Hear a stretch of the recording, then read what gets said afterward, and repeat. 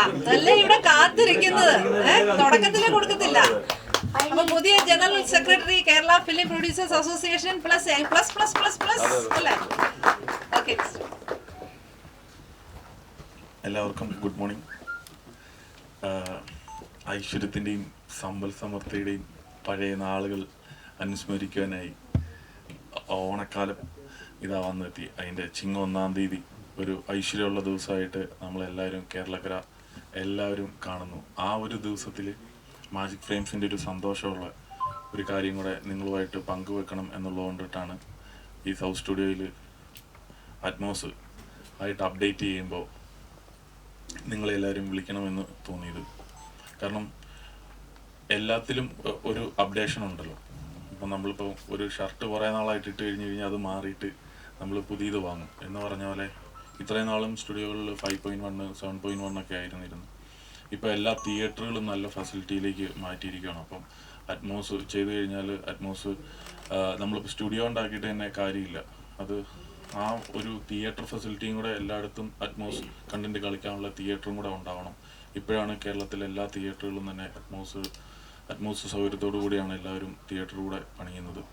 അപ്പം നമ്മൾ സാധാരണ ഗതിയിൽ സ്റ്റുഡിയോയിൽ എല്ലാം അറ്റ്മോസ് ചെയ്ത് കഴിഞ്ഞ് കഴിഞ്ഞാലും തിയേറ്റർ അറ്റ്മോസ് അല്ലായിരിക്കും, 5.1 7.1 ഒക്കെ ആയിരിക്കും. അപ്പോൾ ഈ സാഹചര്യത്തിൽ വളരെയധികം സന്തോഷമുണ്ട്. രാജാകൃഷ്ണൻ പറഞ്ഞ പോലെ ഞാൻ ഒരുപാട് നാളുകളായിട്ട് എൻ്റെ ആഗ്രഹമാണ് ഇപ്പോൾ ഈവൻ സ്റ്റുഡിയോ എടുക്കുക അല്ലെങ്കിൽ ഇത് അറ്റ്മോസിലേക്ക് മാറ്റുക എന്നുള്ളത്. ഞാൻ സ്റ്റുഡിയോ എടുത്ത കാലഘട്ടം മുതൽ ഞാൻ ഇതിനു വേണ്ടിയിട്ട് ശ്രമിക്കുകയാണ്. അപ്പോൾ അറ്റ്മോസ് എന്ത് ചെയ്ത് കഴിഞ്ഞാൽ ഇവർ തരുന്നില്ല ആക്ച്വലി. കാരണം ഇവർ വളരെ ലിമിറ്റഡ് ആയിട്ട് അല്ലേ പക്ഷേ പിന്നെ ഞാൻ കുറച്ച് ഭീഷണിപ്പെടുത്തിയിട്ടൊക്കെയാണ്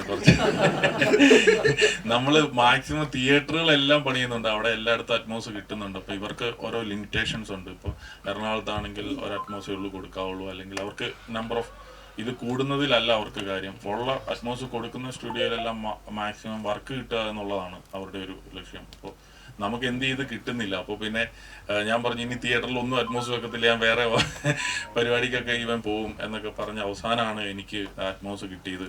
അതുകൊണ്ടിട്ടാണ് രാജേഷൻ പറഞ്ഞത് ഈ അറ്റ്മോസിൻ്റെ ഈ സൗകര്യം വരുമ്പോൾ എത്രത്തോളം മനസ്സിലാവുമെന്ന് നിങ്ങൾക്ക് അറിയോ ഇല്ലയോ എന്ന് രാജേഷൻ പറഞ്ഞത് അതുകൊണ്ടിട്ട് തന്നെയാണ്. വളരെയധികം സന്തോഷം. ഇന്ന് ഈ നല്ല ദിനത്തിൽ രാജാകൃഷ്ണൻ്റെ പ്രസൻസിൽ ഇത് ചെയ്യണമെന്നായിരുന്നു നമ്മുടെ ആഗ്രഹം. കാരണം നിങ്ങൾക്കറിയാം 2 പ്രാവശ്യം നാഷണൽ അവാർഡ് വാങ്ങിച്ച വ്യക്തിയാണ് നമ്മുടെ ഇടയിലുള്ള രാജാകൃഷ്ണൻ.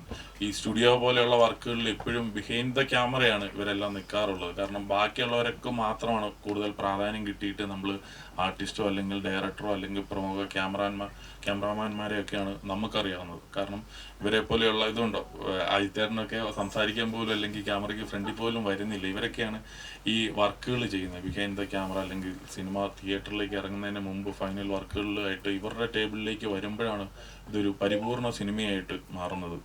എനിക്ക് തോന്നുന്നു ഈ ഓൺലൈൻ പ്ലാറ്റ്ഫോമുകളൊക്കെ വന്നപ്പോൾ മുതലാണ് രാജാകൃഷ്ണനെയൊക്കെ പോലും അറിയുന്നത്. കാരണം ഈ ഫൈനൽ നമ്മളെല്ലാ ഡയറക്ടർ ആണെങ്കിലും ഇതിൻ്റെ എല്ലാ വർക്കുകളും തീർത്തിട്ട് അതിൻ്റെ ഫൈനൽ സ്റ്റേജിലേക്ക് ഇതാണ് സിനിമ, എവിടെയൊക്കെ എന്തെല്ലാം സൗണ്ടുകൾ വരണം, എവിടെ കട്ട് ചെയ്യണം, എവിടെ ആഡ് ചെയ്യണം എന്നൊക്കെ തീരുമാനിക്കുന്ന ഒരു വ്യക്തിയായിട്ട് രാജാകൃഷ്ണൻ പോലെയുള്ള, വിക്കി പോലെയുള്ള, അജിത്തേട്ടൻ പോലെയുള്ള മറ്റ് ടെക്നീഷ്യനിലേക്കൊക്കെ എത്തുമ്പോൾ അവരുടെ കൈകളിലൂടെയാണ് ഈ സിനിമ വരുന്നത്. കാരണം ഞാൻ എപ്പോഴും ഒരു സിനിമ തുടങ്ങുമ്പോൾ നമ്മൾ അതിൻ്റെ കഥാകൃത്ത് അല്ലെങ്കിൽ അതിൻ്റെ ഡയറക്ടറോടൊക്കെ സംസാരിക്കുമെങ്കിലും ഏറ്റവും അവസാനം ഞാൻ വിളിച്ചു വയ്ക്കുന്നത് രാജകൃഷ്ണ പടം എങ്ങനെയുണ്ട്, ഒന്ന് പറ എന്ന് പറഞ്ഞ്. കാരണം ഇവരാണ് ഈ സിനിമ ഏറ്റവും അവസാനമായിട്ട് ഇവൻ കാണുന്നത്, ഈ സിനിമയുടെ ഒരു ഫൈനൽ ഷേപ്പിലേക്ക് വരുമ്പോൾ കാണുന്നത്. കാരണം നമ്മളൊരു സിനിമ ഒരു മ്യൂസിക്കൊന്നും ഇല്ലാതെ ഇവരിലേക്ക് കൊടുക്കുമ്പോൾ, അല്ലെങ്കിൽ ഇവരാണ് ഓക്കെ റീ റെക്കോർഡിങ് എന്തോരം വേണം, അല്ലെങ്കിൽ സൗണ്ട് എന്തോരം വേണം, അങ്ങനെയുള്ള കാര്യങ്ങളെല്ലാം തീരുമാനിക്കുന്നു. സോ അപ്പം ഈ സ്റ്റുഡിയോ എന്ന് പറയുന്നത് ഇവരെ പോലെയുള്ള ആൾക്കാരുടെ എന്താ പറയുക, അത്ര ഇവർക്ക് ഇമ്പോർട്ടൻസ് കൊടുത്തോണ്ടുള്ള ഒരു കാര്യമാണ് സ്റ്റുഡിയോ എന്നുള്ളത്. കാരണം നമ്മളെ സംബന്ധിച്ച് നമുക്ക് ഇന്നത്തെ ഒരു പരിപാടിക്ക് നമുക്ക് എത്രയോ വിശിഷ്ട വ്യക്തികളെ നമുക്ക് വിളിക്കാം, പക്ഷെ നമ്മളത് വിളിക്കാത്തതിൻ്റെ കാര്യവും ഇവരാണ്. ഈ സ്റ്റുഡിയോനെ അല്ലെങ്കിൽ സ്റ്റുഡിയോ പോലെയുള്ള സ്ഥാപനങ്ങളെ സംബന്ധിച്ച് ഇവരാണ് ഇതിൻ്റെ ഹീറോസ്. കാരണം ഇവരിലൂടെയാണ് വരേണ്ടത്. സോ അതുകൊണ്ടിട്ടാണ് രാജേഷിനെ വെച്ചുകൊണ്ടിട്ട് ഈ പരിപാടികൾ തുടങ്ങണമെന്ന് ആഗ്രഹിച്ചത് രാജേഷൻ പറഞ്ഞ പോലെ തന്നെ നമ്മുടെ ഈ ഓണത്തിന് ഇറങ്ങുന്ന പുതിയ സിനിമയായ ലോക എന്ന് പറയുന്ന സിനിമയാണ് നമ്മൾ ഈ സ്റ്റുഡിയോയിൽ ആദ്യമായിട്ട് വർക്ക് ചെയ്യാൻ വേണ്ടിയിട്ട് പോകുന്നത്. അപ്പം നിർമ്മാതാവിനേക്കാൾ കൂടുതൽ നമ്മളും ആഗ്രഹിക്കുകയാണ് ആ സിനിമ സൂപ്പർ ഹിറ്റ് ആവണമെന്ന്. കാരണം ഒരു തുടക്കം നമുക്കും ഒരു ഗംഭീരമാവേണ്ടത് ആവശ്യമുണ്ട്. ഈ നല്ല ദിവസത്തിൽ ഈ നല്ല ചടങ്ങിൽ പങ്കെടുക്കാനായിട്ട് വന്ന ഓരോ മീഡിയ പ്രവർത്തകർക്കും മാജിക് ഫ്രെയിംസിൻ്റെ പേരിലും സൗത്ത് സ്റ്റുഡിയോയുടെ പേരിലുള്ള നന്ദി അറിയിക്കുകയാണ്. അതുപോലെ തന്നെ ഉമേഷ് ഡോൾബിയുടെ സൈഡിൽ നിന്ന് വന്ന ടീമിനോടും നമ്മുടെ സന്തോഷം ഈവൻ അറിയിക്കുകയാണ്. പിന്നെ ഒരു സ്റ്റുഡിയോ നടത്തുന്നത് നിങ്ങൾക്കറിയാം, നമ്മളിപ്പം ഒരുപാട് സ്ഥാപനങ്ങൾ ഞാനിങ്ങനെ പറഞ്ഞു കഴിഞ്ഞാൽ അത് കൂടിപ്പോകും. കാരണം നമ്മളെപ്പോലെയുള്ള ആളുകൾക്ക് ഒരുപാട് ആഗ്രഹങ്ങളുണ്ട്. അതുകൊണ്ടിട്ടാണ് നമ്മളിപ്പോൾ ഇതിനോട് ഈ സ്ഥാപനത്തോട് ചുറ്റിപ്പറ്റിയാണ് സിഫ എന്ന് പറയുന്ന സ്കൂൾ പ്രവർത്തിക്കുന്നത്. 1,200ഓളം കുട്ടികൾ പഠിക്കുന്നുണ്ട്. അപ്പം അവർക്ക് ഇത്ര എല്ലാ ഫെസിലിറ്റീസും യൂസ് ചെയ്യാനായിട്ടുള്ള ഒരു സൗകര്യവും കൂടി ഉണ്ട്.